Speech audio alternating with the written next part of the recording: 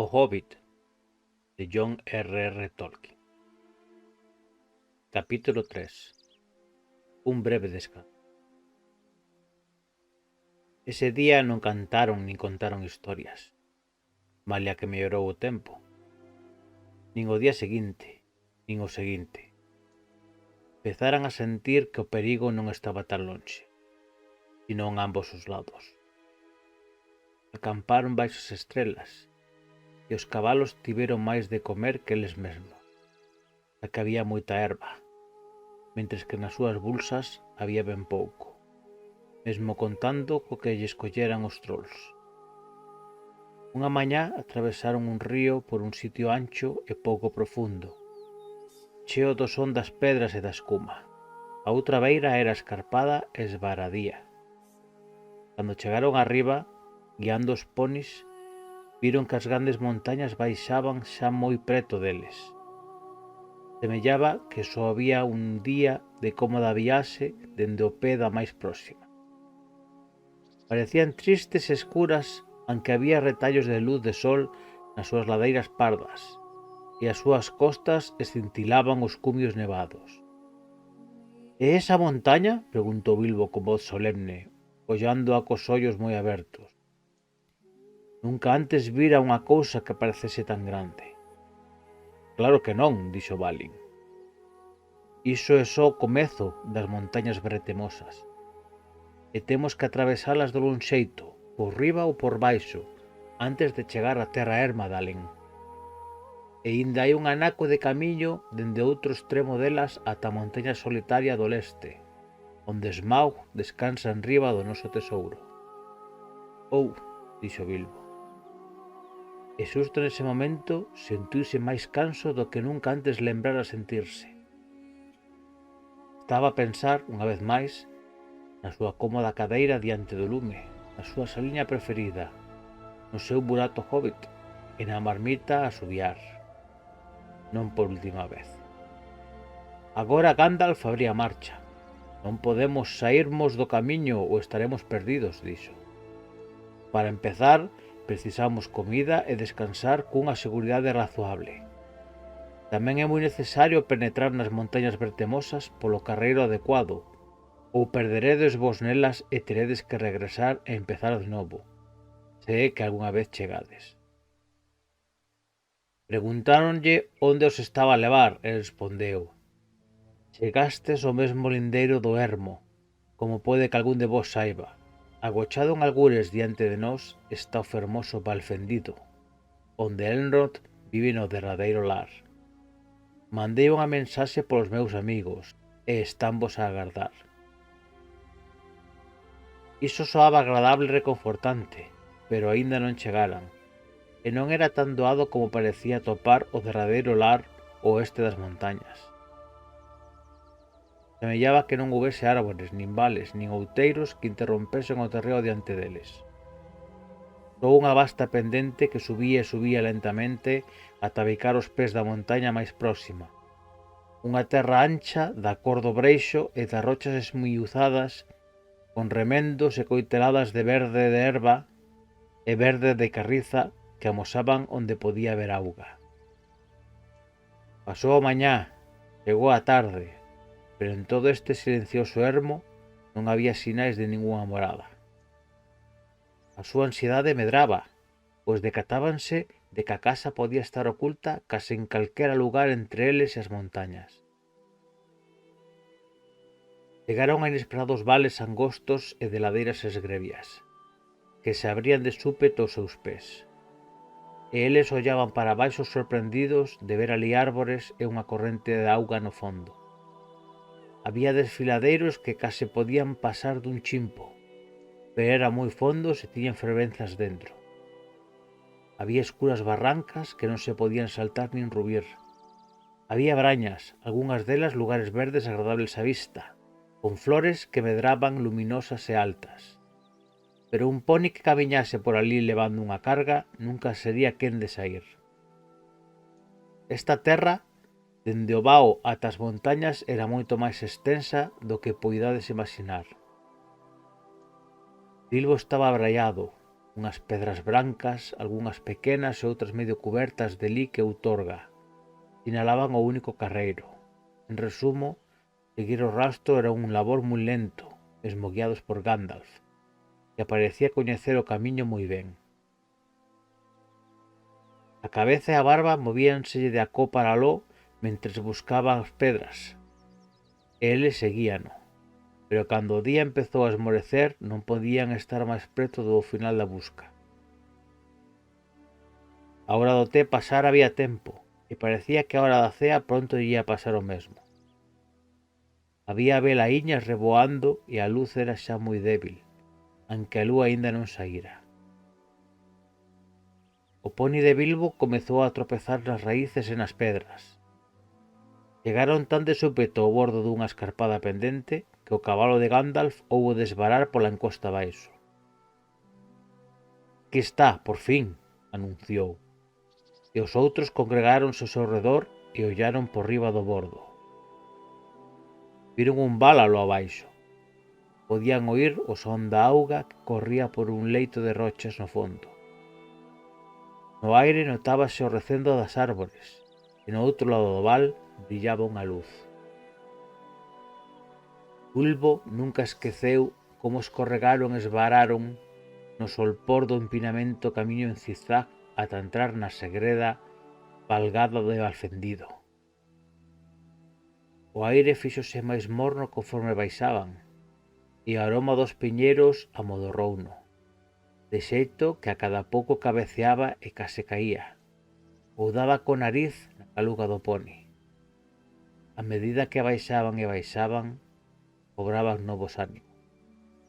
As árbores eran agora fallas e carballos, e no solpor había un ambiente de benestar.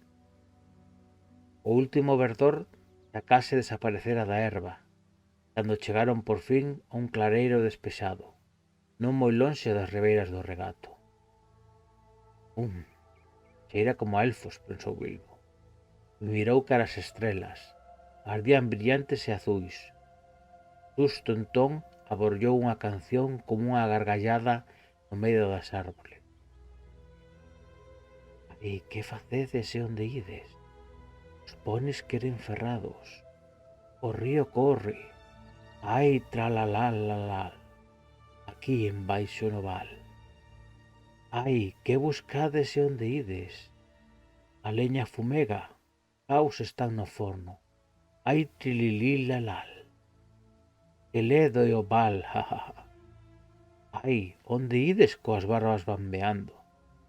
Non sabemos que trae o señor Bulseiro e Balin e Dalin embaixo no val Tuño, jajaja. Ai, aquí quedaredes ou pronto voaredes. Os pones extravíanse, a luz do día morre. Marchar sería parvo, quedar sería mellor, e escoitar e atender ata que a noite acabe o noso canto. Deste xeito rían e cantaban no medio das árbores, e supoño que pensaredes, bonitas toleiradas, pero a eles tanto lles tería, aínda rirían máis se lo dixésedes. Por suposto eran elfos. Pronto Bilbo puido albiscalos, mentres aumentaba a escuridade.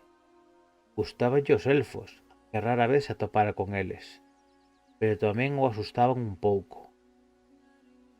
Os ananos non se levaban ben con eles.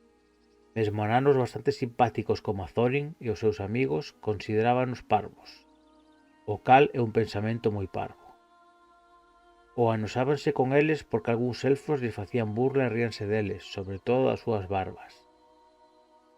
«Vaites, dixo unha voz, ollade, Bilbo hobbit nun poni, recoiro, non é delicioso?» «A variante maravilla!» Entón sacaron outra canción tan ridícula como a que vos escribín enteira. Por fin, un mozo alto saiu das árbores e fixo unha reverencia ante Gandalf e Thorin. «Benvidos ao val», dixo. «Grazas», dixo Thorin, un pouco áspero, pero Gandalf xa baixara do cabalo e estaba cos elfos, parrafeando alegremente con eles. «Estades un poquiño extraviados», dixo o elfo. «É dicir, Se queredes ir polo único carreiro que cruza o río e chega á casa de máis aló. Nos guiamos vos, pero faríades mellor indo a pé ata pasar a ponte. Ides ficar e cantar un pouco connosco ou ides continuar? Alá están facendo a cea, dixo. Podo cheirar o lume da leña das cociñas. O canso que estaba, a Bilbo gustaríalle quedar un anaco. Os cantos élficos non son algo para perder en xuño, baixo as estrelas, se te interesan esas cousas. Tamén lle gustaría ter unhas palabras en privado con esta xente que parecía coñecer os seus nomes e todo sobre el, aínda que nunca antes os vira. Pensou que a opinión deles sobre a aventura tiña que ser interesante. Os elfos saben moito e son avariantes no que toca as noticias. Saben o que lle pasa a toda a xente da rexión, tan rápido como corre a auga, ou máis. Pero os ananos estaban todos de acordo en cear canto antes e non quedar. Continuaron levando os ponis ata que chegaron a un bo camiño, e así ata o final, na mesma beira do río. Corría rápido e ruidoso, como fan os regatos de montaña nunha tarde de verán, despois de estar o sol dándolle todo o día a neve do de alón riba. Había unha estreita ponte de pedras en baranda, tan estreita que case non pasaba un pone. E eles tiñan que cruzala a modo e con cuidado, un por un, levando cada seu poni do ramal. Os elfos truxeran brillantes lanternas á beira e cantaron unha alegre canción mentre o grupo cruzaba. Non molles a barba na escuma, padre, berraronlle a Thorin, que casi ia agatuñando coas mans e os xeonllos. Se alonga dabondo sen que a molles. Tende cuidado de que Bilbo non pape todos os pastéis, dixeron. Aínda está demasiado gordo para pasar polo burato da fechadura. Calade, calade, boa xente, e boa noite, dixo Gandalf, que chegou de último. Os vales teñen oídos e algúns elfos teñen a lingua demasiado longa. Boa noite. E dese xeito finalmente chegaron todos ao derradeiro lar e atoparon as portas abertas de par en par. Abofé que algo extraño, pero as cousas agradables e os días que pasan con prazer contanse asiña e non se lles fai moito caso, mentres que as cousas incómodas, arrepiantes e mesmo horripilantes poden constituir un bo relato e ademais leva un bo anaco contalas. Quedaron moito tempo naquela boa casa, 14 días polo menos, e custoulles marchar. Bilbo con gusto quedaría alí para sempre, mesmo imaginando que con só desexalo poidese aparecer de volta no seu burato hobbit sen ningún problema. E hai que contar algo da súa estancia. O dono da casa era amigo dos elfos, fillo dunha desas persoas que aparecen en extrañas historias antes do comezo da historia mesma. As guerras dos trasos malvados e dos elfos e dos primeiros homes no norte. Naqueles días do noso relato aínda había xente que tivera de banceiros elfos e heróis do norte, e Elrond, o dono da casa, era o xefe deles. Era tan noble e cun rostro tan fermoso como un señor dos elfos, tan forte como un guerreiro, tan sabio como un mago, tan venerable como un rei dos ananos e tan agradable como ao verán. Aparece moitas historias, pero a súa parte na grande aventura de Bilbo é moi pequena, aunque importante, como ides ver, se unha vez chegamos ao final. A súa casa era perfecta, tanto se vos gusta comer como dormir ou traballar ou contar historias ou cantar ou simplemente sentar e pensar mellor, ou unha agradable mestura de todo. A maldade non entrara nunca naquel val. Gustaríame ter tempo para vos contar unhas poucas das historias ou unha ou dúas das cancións que oíron naquela casa. Todos eles, incluídos os ponis, sentiron refrescados e fortalecidos nuns poucos días alí. Aqueláronlles as roupas, o mesmo que as mazaduras, o humor e as esperanzas. Enchéronlles as alforzas con comida e provisións lixeiras de levar, pero fortalecedoras, para cruzar os filadeiros. Melloráronlles os planos cos vos consellos. Deste xeito chegou o solsticio de verán, e unha mañá tiveron que poñerse novamente en camiño coas primeiras raiolas. Elrond sabíao todo sobre runas de calquera clase. Aquel día ollara as espadas que trouxeran da gorida dos trolls e dixo: non as fixeron os trolls, son espadas bellas, moi bellas, dos altos elfos do oeste, parentes meus, fixéronas en Gondolin para as guerras dos trasnos. Teñen que proceder do tesouro escondido dun dragón ou dun botín dos trasnos, xa que os dragóns e os trasnos destruíron aquela cidade hai moito tempo.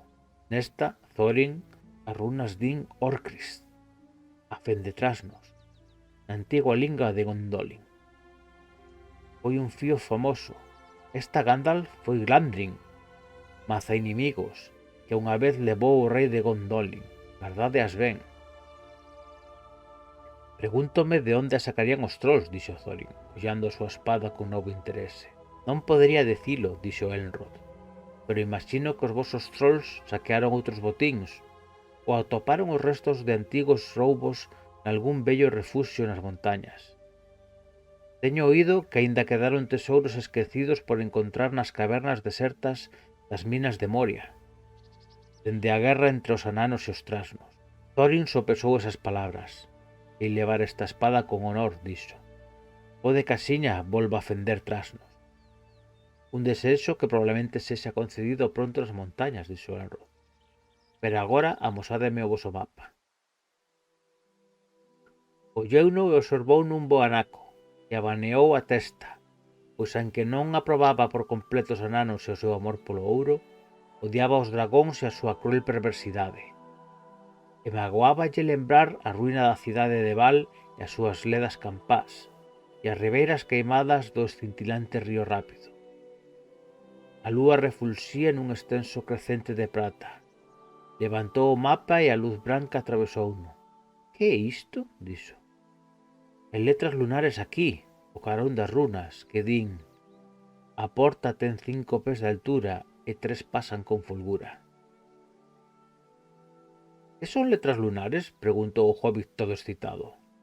Cantábanlle os mapas, como xa vos dixen antes, e tamén lle gustaban as runas e as letras, e as caligrafías abelenciosas, aunque el cando escribía facía unhas letras delgadas como a patas de araña. As letras lunares son letras rúnicas, pero que non se poden ver, dixo Elrond. Polo menos se as miras directamente.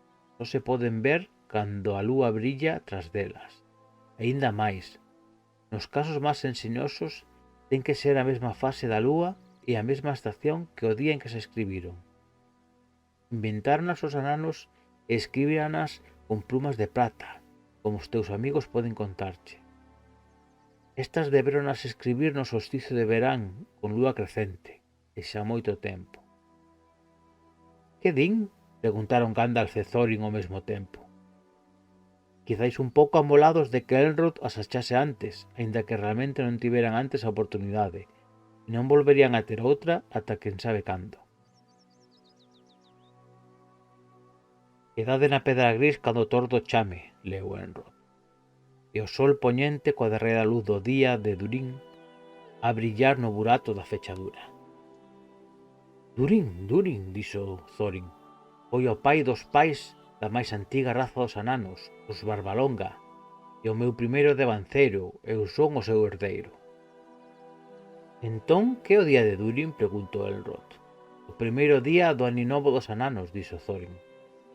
E, como todos saberedes, o primeiro día da última lúa de outono, no limiar do inverno. Aínda lle chamamos o día de Durin cando a última lúa de outono e o sol están xuntos no ceo. Pero isto non nos vai axudar moito, creo eu, porque hoxe en día sobrepasa a nosa capacidade de descubrir cando sucederá outro momento semellante. Iso hai que velo, dixo Gandalf. Hai algo máis escrito? Nada que se poida ver con esta lúa, dixo Elrond, e devolveulle o mapa a Thorin. E despois baixaron ao río para ver os elfos bailar e cantar ata a noite de solsticio. A mañá seguinte foi unha mañá de solsticio tan fermosa e fresca que parecía un soño. Ceo azul sen unha nube e o sol bailando na auga. Partiron entón entre cancións de despedida e de boa fortuna, os corazóns preparados para novas aventuras, e coñecendo o camiño que tiñan que seguir polas montañas bretemosas ata a terra de alén.